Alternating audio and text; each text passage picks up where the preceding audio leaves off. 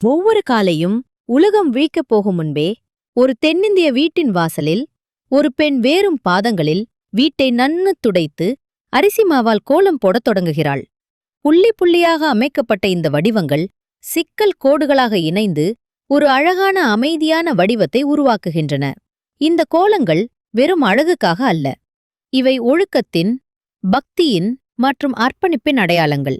மகாலட்சுமி தேவியை வரவேற்க, அமைதி மற்றும் வளம் வீட்டுக்குள் வர இந்த கோலங்கள் அன்றாடம் வரையப்படுகின்றன.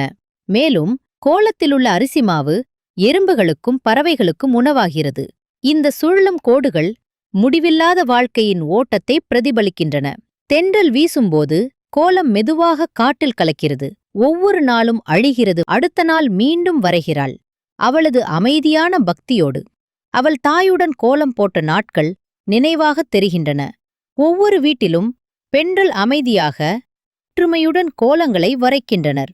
இது ஒரு வழிபாடு மட்டுமல்ல, ஒரு குடும்ப நினைவும் ஒரு பாரம்பரியமும். அழகு என்பது சிக்கலான வடிவங்களில் அல்ல, அது எளிய செயல்களில் மறைந்திருக்கும். கோலம் என்பது வெறும் கலை அல்ல, அது ஒரு வாழ்க்கை முறை. அது பக்தி, அது ஒழுக்கம், அது அன்பு. இந்த வீடியோவை மினி முகுல் மினி கோலம் யூடியூப் சேனல் உருவாக்கியுள்ளது. இந்த கதை உங்களை மனதளவில் தொட்டிருந்தால், மேலும் இது போன்ற கோலக்கதைகளுக்காக சப்ஸ்கிரைப் செய்யுங்கள்.